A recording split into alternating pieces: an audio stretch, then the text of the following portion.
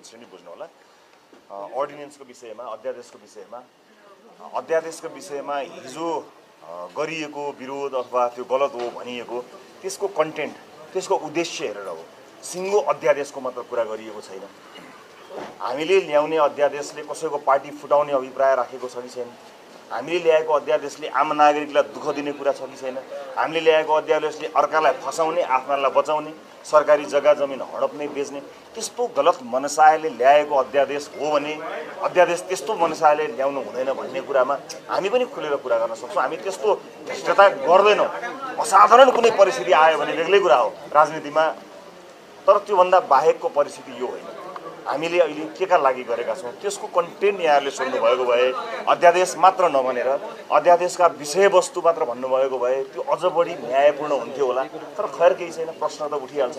प्रश्न उठेपछि हामीले जवाफ होइन समाधान पनि दिनुपर्छ। त्यस कारणले अध्यादेशका विषयमा हिजो मैले गरेको विरोध कई वर्ष अगाडिको तपाईँहरूले टिप्पणी भन्नुभएको खोज्नुभएको होला, धेरै पुरानो पनि छैन, केही छैन, पुरानो नयाँ त्यसको ओनरसिप त लिनु पऱ्यो नि। आफूले बोलेका अभिव्यक्तिहरूबाट भाग्ने त कुरा आउँदैन नि त्यसलाई त, र त्यसलाई कुतर्क गरेर पन्सिने कुरा पनि आउँदैन। सत्य जे हो त्यही कुरा गर्नुपर्ने। त्यस कारणले हामीले ल्याएको अध्यादेश, हामीले जुन जनमत हामीले प्राप्त गऱ्यौँ त्यो जनमतमा एउटा अपेक्षा छ।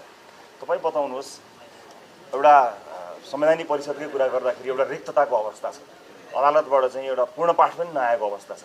अब यो रिक्तता राखिरहँदाखेरि कयौँ संवैधानिक निकायहरूमा चाहिँ पदपूर्ति गर्नुपर्ने अवस्था छ। हामी जुन स्पिडमा काम गरिरहेका छौँ त्यो स्पिडलाई त म्याच गर्नुपर्ला हामीले, ती पदपूर्ति त हामीले गर्नुपर्ला। र पदपूर्ति गर्दाखेरि रासोपाले स्वाभाविक रूपमा के भनेको छ भने त्यो त एउटा मेरिटोक्रेसीलाई ध्यान दिएर हामीले नियुक्तिहरू गरेका छौँ। अहिले पनि तपाईँले सार्वजनिक सूचनाहरू देख्नुभएको छ होला, हामीले आह्वान गरेका छौँ योग्य क्षमतावान मानिसहरूलाई र फ्री कम्पिटिसनबाट त्यस्ता ठाउँहरू पदपूर्ति गर्न खोजेका छौँ। आफन्त त हाम्रा पनि थिए होला नि, ती योग्य पनि होलान्, शिक्षित पनि होलान्, तर हामीले योग्य नेपाली नागरिकका लागि ती पदहरू समर्पित गऱ्यौँ। अब पनि हामीले गर्ने त्यो संवैधानिक निकायहरूलाई खाली राख्न सक्दैनौँ र कानुनी रिक्ततालाई हामीले कहिलेसम्म कायम गरिरहने। त्यो रिक्तता पूर्ण गर्नको निमित्त संवैधानिक परिषद सम्बन्धी अध्यादेश छ, त्यसले त्यो अनुसारले काम गर्छ। सहकारी पीडितको बारेमा नारा लगाएर मात्र भएन, मकै पोल्नेको पैसाको कुरा गरेर मात्र भएन, 1 रुपियाँ कसैले फिर्ता पाएको छैन। पीडितलाई सम्पत्ति जफत गरेर भए पनि पैसा त फिर्ता दिनु पर्यो कि त्यसलाई पुर्याउने, अझै 2 महिना पुर्याउँ, 4 महिना पुर्याउँ, 15 महिना पुर्याउँ त भन्ने होइन। त्यो त आजै चाहियो, अहिले चाहियो, जति छिटो चाहियो। अर्को कुरा, पूर्ववर्ती सरकारले नियुक्त गरेका नियुक्तिहरूमा प्रश्न उठाउने माइकहरू यिनै होइनन् र, यही क्यामेराहरू होइनन् र त्यो प्रश्नहरू खिच्ने।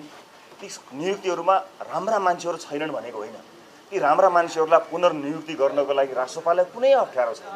तर राजनीतिक नियुक्तिहरू परिवारवादमा गए, पार्टीका नजिकका मान्छेहरूले पार्टीमै पोजिसन भएका कारणले, पार्टीको राजनीतिक आस्था र आडका कारणले राज्यका निकायहरूमा भर्ती केन्द्र भयो भनेर उठेको होइन र प्रश्न। कयौँ राजनीतिक नियुक्तिहरूमा त पैसाको चलखेल भयो भनेर प्रश्न उठेको होइन र।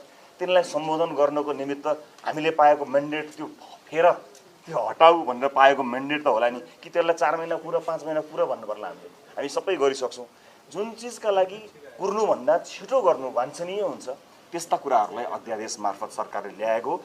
अध्यादेशको विषयवस्तु, त्यसको उद्देश्य, त्यसको नियतमा प्रश्न छ भने यहाँहरूले मलाई जहिले पनि प्रश्न गर्न सक्नुहुन्छ। तर यसको नियत जनतालाई राहत दिने, रिक्त ठाउँहरूलाई मेरिटोक्रेसीको आधारमा भर्ने, त्यो एउटा पवित्र, राम्रो, असल नियत र उद्देश्यका साथ र टाइमली गर्नुपर्ने चिज टाइमली गर्नुपर्ने हुन्छ। हामी त्यसको लागि हामी तयार भएका हौँ। नत्र लोकतन्त्रका आधारभूत कुराहरूलाई भत्काउने, त्यसलाई वास्ता नगर्ने, ओली पथ भन्नुभयो तपाईँले, यो अर्को पथ त्यतातिर जाने भए कि हामीले एउटा संवाद पनि नगरिकन हामीले सार्वजनिक लेखा समिति उपलब्ध,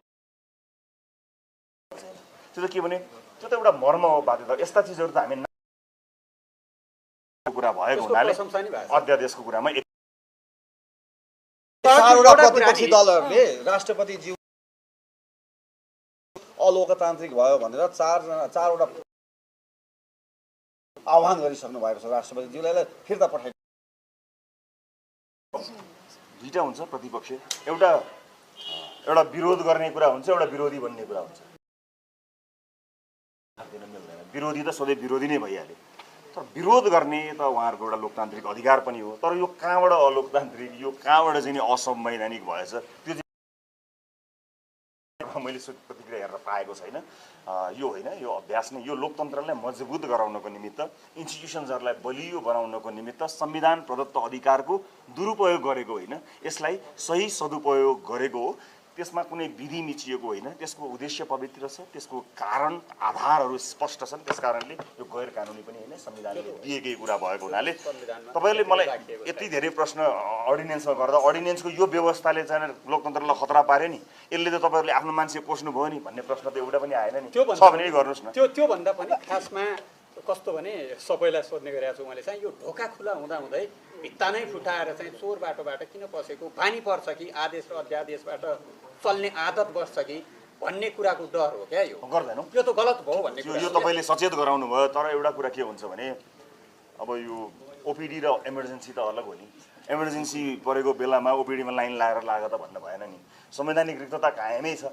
अर्को 3 महिना 2 महिना 3 महिना प्रोसेस गरेर त्यो रिक्ततालाई कायमै राख्ने कुरा कतिको जायज होला। कतिपय साथीहरूले भन्नुहुन्छ एउटा रुखले गर्दाखेरि यहाँ विकास निर्माण अल्झियो, हजुर हामीले त गर्नै सकेनौँ भन्ने भएको छ।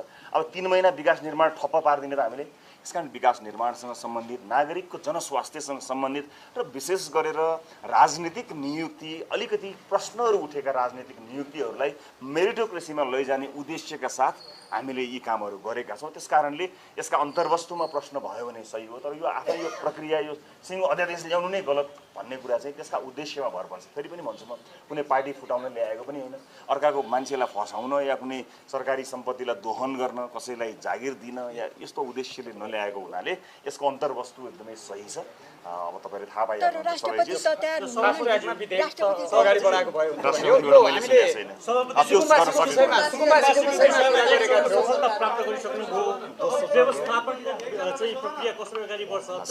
अब म यो पनि बताउँछु, म समय दिन्छु तपाईँहरूलाई। आज मैले तपाईँहरूको प्रश्नहरू राम्रोसँग तपाईँ कति व्यवस्थित हुनु भएर चाहिँ एकदम खुसी पनि लाग्यो। सुकुम्बासीको विषयमा के छ भने जो नागरिकहरू खतरापूर्ण ठाउँमा आफ्नो ज्यान नै जोखिम भएर खोला किनारमा बसिरहनु भएको छ र प्रष्ट रूपमा गैर कानुनी रूपमा हडपिएको अवस्था छ, त्यो जो कोहीले हेर्दा पनि प्रष्ट देखिने ठाउँहरूको बेलामा ती अवस्थाहरूमा मात्र अहिले जसरी हामीले गरेका हौँ त्यो कदम त्यसका लागि राखेको कदम हो।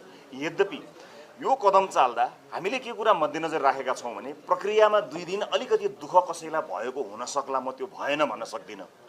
तर तपाईँलाई तपाईँको माध्यमबाट देशैभरिका साथीहरूलाई म के सन्देश दिन चाहन्छु भने एउटा पनि नागरिकलाई घरबारविहीन बनाउने हाम्रो उद्देश्य छैन।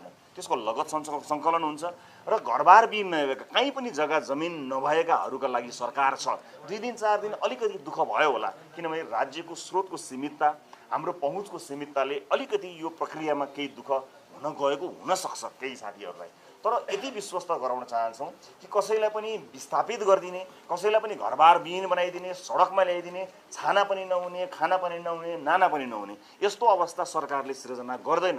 अहिले प्रतिपक्षीहरूले अन्य दलहरूले कतिपय मान्छेलाई देख्यौ त तिमीहरूले घन्टीमा भोट हालेको, अब सबै तिमीहरूको भत्काउँछ भनेर यसको राजनीतिक रूपमा यसको गलत व्याख्या अपव्याख्या गरेको मैले सुनेको छु। हामीले प्रधानमन्त्रीज्यूले आफैले पनि भन्नुभएको छ कि यी ठाउँहरू प्राथमिकतामा थिए, यी ठाउँहरू खतरापूर्ण छन्, त्यसकारणले यी ठाउँलाई व्यवस्थित गरेर लिएर जान्छौँ भन्नुभएको थियो। अन्य ठाउँहरूको हकमा अब स्थानीय सरकारहरूले फेरि त्यस्तै उनका मापदण्डहरू होलान्। स्थानीय सरकारको क्षेत्राधिकारमा केन्द्र सरकार प्रवेश गर्ने कुराहरू रहँदैनन्। त्यसको पनि कतिपय ठाउँमा त स्थानीय सरकारले पनि त्यस्ता कामहरू गरेका छन् र मलाई विश्वास छ स्थानीय सरकारले पनि हामीले भने जस्तै कसैलाई पनि घरबारविहीन नबनाउने, उनीहरूको अधिकारलाई लगत राखेर सिस्टममा लिएर आएर उनीहरूलाई एउटा सिस्टमभित्र ल्याउने, विधिभित्र ल्याउने प्रतिबद्धता गरेको छ होला। छैन भने पनि गरोस्, म यहीँबाट अपिल पनि गर्न चाहन्छु। तर कहीँका पनि साथीभाइहरू अन्य ठाउँमा त्यहाँ त्यस्तो भयो, यहाँ पनि यस्तो हुन्छ भनेर जुन डर त्रास देखाउन खोजिएको छ त्यस्तो केही पनि होइन। जो खतरापूर्ण ठाउँमा बस्नुभएको छ, बाढीले बगाउने ठाउँमा बस्नुभएको छ, वर्षौँदेखि नालीमा बाढीको डरमा बसिरहेको, यसलाई नियमित रूपमा राखी थापिरहँदा ठिक हुन्थ्यो कि यसलाई समाधान गरेको ठिक हुन्थ्यो। यसको समाधानको बाटो लिँदाखेरि योभन्दा उत्तम उपाय गर्न सकिने छ भने हामी पनि सिकाउँला नि अझै अरू साथीहरूले योभन्दा अझ बेटर जे अहिले गरियो योभन्दा बेटर यसरी गर्न सकिए हुन्छ भन्ने कुराको अभ्यास छ भने हामी सिक्न त तयारै छौँ, हामी हेर्न तयार छौँ। तर व्यवस्थित तरिकाले यसलाई सबैका लागि व्यवस्था हुन्छ, कोही घरबार विहीन हुनु पर्दैन। यो अलिकति प्रक्रियामा कहीँ कसैले सानो 1-2 दिन अप्ठ्यारो भएछ भने त्यसलाई अप्ठ्यारो नमान्नु होला। अन्ततोगत सरकारले तपाईँको जीवको, तपाईँलाई चाहिँ नि दिनुपर्ने अधिकारको ख्याल राखेको छ, त्यसको रक्षा हुन्छ, चिन्ता गर्नु पर्दैन, कुनै भड्काउमा लाग्नुपर्ने जरुरत छैन। देशको मान्छेहरू सेल्टरमा बस्नु भएको छ, कोही चाहिँ होटलमा बस्नु भएको छ, लजमा बस्नु भएको छ। मैले अघि पनि भने एक चरणको सफलता तपाईँले प्राप्त गरिसक्नुभयो, तर मुख्य चुनौती भनेको अब ती सेल्टरमा रहेका या होटलमा रहेकाहरूलाई कति दिनसम्म त्यहाँ राख्ने हो र कहाँ उहाँहरूले व्यवस्थापन गरिनेछ, त्यसको मोडालिटी के छ, तपाईँले के सोच्नु भएको छ, त्यो चाहिँ कति दिनसम्म हुन्छ? त्यो एउटा हामीले बाचापत्र मार्फत भनेकै छौँ। कतिपय चिज 100 दिनभित्र गर्ने कुराहरू छन्, कतिपय चिज लामो समयसम्म आयोग बनाएर गर्ने कुराहरू छन्। त्यो चाहिँ हेरिकन हुन्छ कसको अवस्था कस्तो छ। तर सुनिश्चितता चाहिँ म तपाईँलाई के दिन सक्छु भने कोही पनि घरबार विहीन हुनु पर्दैन। लावारिस भएर कहाँ बस्ने, कहाँ जाने, केही दिन अवश्य पनि दुःख काहीँ न काहीँ हुन सक्ला। केही दुःख आज गरिएको दुःखले भोलिसम्मको पुस्ताका लागि एउटा सुनिश्चितता गर्छ, त्यो केही भएको हुन सक्ला। म त्यसलाई अन्यथा भन्दिनँ। तर हेरिकन, अवस्था हेरिकन, कोही घरबार भएकै पनि हुनुहुन्छ होला, कसैको कहीँ कतै केही पनि छैन होला। त्यस कारणले कसको अवस्था के छ यसको लगत सङ्कलनको कार्य निरन्तर भइरहेको छ। छिटोभन्दा छिटो यो समस्यालाई पूर्ण रूपमा समाधान गर्ने सरकारको बाचा छ। आज प्रक्रियामा मान्छेहरूले कतिपय कोणबाट प्रश्नहरू आएका छन् होला, तर भोलि हामी नै सरकारले यसलाई नीतिगत रूपमा समाधान गर्यो, यो समस्या सदाका लागि समाधान भयो भन्ने दिन आउँछ। त्यसको लागि प्रतीक्षा गर्नु होला। रिजल्ट हेर्नुपर्छ। अहिले प्रक्रियाभन्दा रिजल्ट महत्त्वपूर्ण हुन्छ। हामी रिजल्ट दिन्छौँ।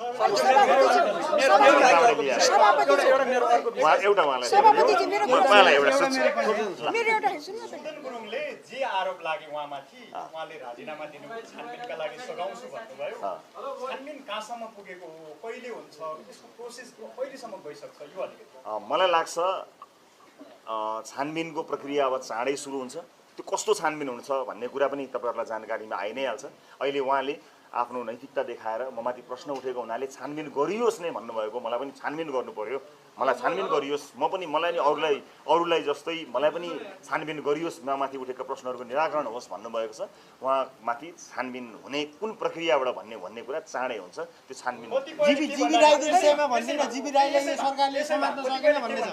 उहाँले सफाई पाइसके पश्चात उहाँ नै गृहमन्त्री बन्नुहुन्छ भनिराख्नु भएको छ। अब आयोगै बनेको छैन, सफाई नै भएको हुन्छ। तपाईँको सफाई पाए पनि नराख्नुहोस् भन्ने हो कि तपाईँको प्रश्न? सफाई नै पाउनु भएन भने त पाइसक्नु भएपछि त त्यो त प्रश्न सकिने नै होला। सुदन गुरुङलाई नै फिर्ता ल्याउनुपर्छ भन्दै माइती घरमा 3 औँ आन्दोलन भइराखेको छ। हुनसक्छ नि उहाँलाई समर्थन गर्ने साथीहरूले उहाँका लागि पुनर्बहालीका लागि गर्नुभएको रहेछ भने त ठिकै हो नि। त्यति समर्थक उहाँले प्राप्त गर्नुभएको छ।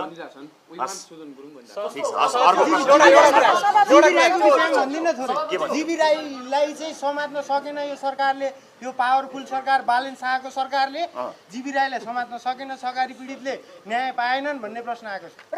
समाउन सकेनन् भन्ने निर्णय नै भइसक्यो कि यसलाई अलिकति कुर्नु पनि पर्छ। सरकार बने 1 महिना भयो, सकेन भन्नेको निष्कर्षै निस्क्या हो कि के बाँकी निष्कर्ष बाँकी छ? अन्तिम प्रश्न, धेरैलाई तर्साएको अवस्था छ। सेनाले किन चाहिँ विज्ञप्ति पनि सञ्चारकर्मीहरूलाई पनि हामी कारबाही गर्न सक्छौँ, कारबाहीको भागीदार हुन सक्छ भन्ने किसिमको, अनि लगत सङ्कलनमा पनि सेना किन देखियो भनेर प्रश्न उठाइँदैछ। कसरी हेर्नु भएको छ? अब एउटा कुरा के छ भने नेपाली सेनासँग सम्बन्धित प्रश्नहरूका विषयमा नेपाली सेनाले आधिकारिक रूपमा आफ्ना धारणा सार्वजनिक गर्दै पनि आएको छ। अब शङ्का उपशङ्का गर्नुपर्ने कारण केही पनि छैन। कहिलेकाहीँ कतिपय संयन्त्रहरू, कतिपय सूचना प्राप्त गर्न छिटो पनि हुन्छ। यो मेरो अन्दाज मात्रै होला भन्ने एउटा मेरो अनुमान हो। यो कतिपय कस्तो भने संयन्त्रहरू, विभिन्न संयन्त्रहरूको आफ्नै क्षमता छ। कसैको क्षमता अलिक बढी छ केही कुरामा, कसैको क्षमता अर्को कुरामा बढी छ। हुनसक्छ त्यो लगत सङ्कलन प्रक्रियामा अझ बढी सक्रियता भएर त्यसले चाहिँ नि राज्यलाई सघाउनको लागि काम लागेको पनि हुनसक्ला। यो मेरो यसै अन्दाज मात्रै हो। त्यस कारणले त्यस्तो प्रश्न उठाउनु पर्ने लगतका लागि, भोलिका लागि, केही निर्माण गर्ने कामका लागि पनि हुनसक्ला, कुनै पनि चिजका लागि हुनसक्ला। त्यो चाहिँ राज्यलाई सघाउने, राज्यको एउटा कुनै न कुनै एउटा मुलुकभित्रको निकाय नै हो, त्यसले राज्यलाई सघाउने हेतुले सकारात्मक सोचका साथ गरेको विषय हो भन्ने मलाई विश्वास छ। बाँकी उहाँहरूले आफूले भन्ने नै गर्नुभयो। ल अन्तिम जेलबाट निस्केपछि आफ्नो उनको बिहा समेतमा पैसा दिन्छु भन्नुभएको थियो, खै दिनु भयो त? ठ्याक्कै त्यही भने मैले ठ्याक्कै त्यही भने हो। मैले जेलबाट निस्केर जे भने तपाईँले भनेकै कुरा भने हो कि होइन 100 दिनभित्र उहाँहरूको साना बचतकर्ताहरूको रकम फिर्ता आउने प्रक्रिया सुरु गर्ने हामीले भनेर लेखेरै बाचा सुरु भयो त्यसैको लागि काम गर्दैछौँ 30 दिन भयो नि अहिले भर्खरै 30-31 दिन भयो हुन्छ त्यो हस् धन्यवाद।